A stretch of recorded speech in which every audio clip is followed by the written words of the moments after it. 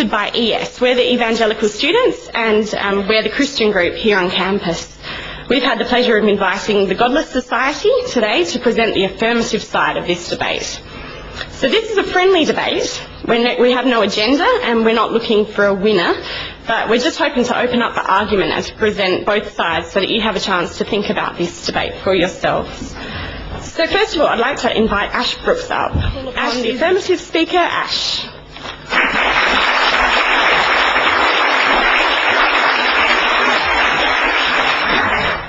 Okay. Thank you. Okay, so God is dead. I'm here for the affirmative. Now, I'm an atheist. Obviously, I cannot argue God is dead. As an atheist, I do not believe God was ever alive. If we try to define dead as simply not being alive, we descend into arguments for the existence of God, which I at least think is not the spirit of this debate, leads to problems with attempting to prove the negative. So I'm not going to try and could not argue for the literal case of God being dead. So what then are we to do with the statement God is dead? Does God have any relevance in today's society? As has said, the 2001, I think, census said there were 15 point whatever it was % put down no religion. In the latest census for South Australia, the figure was actually 20-something. It was the highest figure. The Christians altogether come to larger, but that's grouped by Catholic, Anglican, and so on. So, does God have any relevance in today's society? I will argue, obviously, that God is only relevant if either God is necessary or if God has a positive influence on society. So, is God necessary? Do we need God or the concept of God to explain how we are here? If God was ever the best explanation for this, it's certainly not the case now. The 7-day creation story, even if it was only ever a metaphor, has now long been replaced by evidence-based theories. For example, the cosmic background radiation, which is, for those of you who aren't science students, essentially the leftover warmth from the Big Bang, for want of a better term, provides evidence for the universe as we understand it starting a bit over 13 billion years ago. As far as we're concerned then, nothing entirely interesting happens for about 9 billion years, then our solar system formed. The fossil table, now that we've gone Big Bang, nothing, solar system, eventually we get the planet. Now, the fossil table, which is funnily enough in our planet, tells the tale of the millions of years it's taken from the 9 billion years of nothing to us to get intelligent life evolving on the planet. There's a pile of evidence, I don't want to get too stuck into the science, piles of evidence supporting rational scientific theories which all stand without the need for God.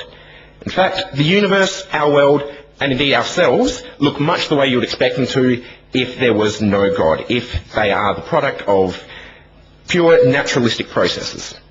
So if God isn't necessary to explain why we are here, what is God good for? Would God's existence or commandments or teachings be good for society? I'm saying good or beneficial because given the audience and my counterpart here, I am going to be trying to limit my arguments purely to the idea, the concept of the loving God of Christianity. More than that though, if we have a God whose influence on society is negative, any self-preserving, rational society must get rid of them. As it was said, if God were not dead, it would be necessary to kill him. Does God himself set a good example for society? The God of the Old Testament certainly doesn't. When Moses was about to lead the exile from Egypt, God could have reached out his hand and shifted people. He could have appeared to the Pharaoh in a dream, converted him to Judaism. He could have done any number of things, all of which would have won more people to his cause, increasing his glory, and, it's the nicer thing to do. Instead, God, as it said, hardened the heart of the Pharaoh and the hearts of his servants, so that I may show these signs of wonder among them, and so that Moses can tell his sons and his grandchildren how I have made sport of the Egyptians, to quote from Exodus 10, verse 1 and 2. It's the only Bible quote I'm going to use, don't worry, James.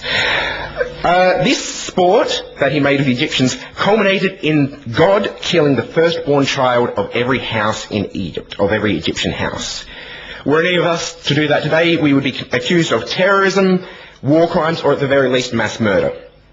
When some children mocked God's prophet Elisha for his boldness, God sent 2 she-bears to eat 42 of them. God commanded Isaac to kill his only son Jacob just to make sure that Isaac feared God. There are many more acts of God that make him seem malicious, malevolent or petty, and definitely not someone you want looking after your children. In the Bible, if you go through and you can count up how many people God has killed or commanded to be killed, going purely by the ones where numbers have been given. For example, the first one I came across was Lot's wife. That was 1 person. That's followed by the destruction of 2 towns. Numbers aren't given in that, so they're removed from the estimate. Over 2.3 million people killed at God's command. Now, the New Testament God appears much more mature in his actions, but the best thing that can be said for him then is that he's inconsistent. The only son that I could see that he commanded to be killed was his own. Obviously, you're aware of this. But what actions of God can be said to be good, and certainly good enough to outweigh the atrocities in the Old Testament? Now, the New Testament, for the most part, deals with the actions and the writings of the disciples, and then that of Jesus. And they may have well been preaching good things then, but we are looking at today's society, and so what relevance do they have for that then?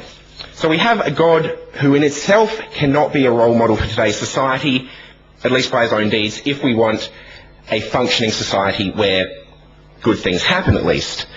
So what then of his teachings and the actions of others that were inspired by him? Essentially, is the concept of God necessary for us to be good? And is God sufficient? Thank you. Does the concept of God guarantee that we will be good?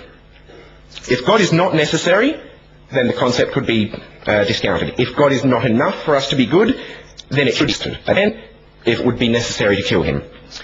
So humanitarians and secular charities on a wide scale feel no religious compulsion to do good deeds. This altruism doesn't require God for good works to take place. On a smaller scale of society, it is in people's best interests to cooperate. Humans are self-preserving and usually, at least, act to preserve society. And they do this without the need of God standing over them with the stick or the carrot. So, God is not necessary. Does holding to the concept of God then guarantee good behaviour? The Crusades and the Inquisitions alone say no. On a massive scale, lots of bad things happened. As simple as that. Religious zealots and fundamentalists commit atrocities in the name of God, from terrorism to the slayings of abortion clinic workers. And I'll move on to my last point.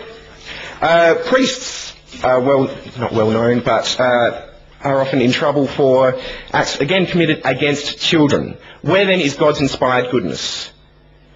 God is not necessary to explain how we got here. God is dead, and if he's not, he should be. Thank you.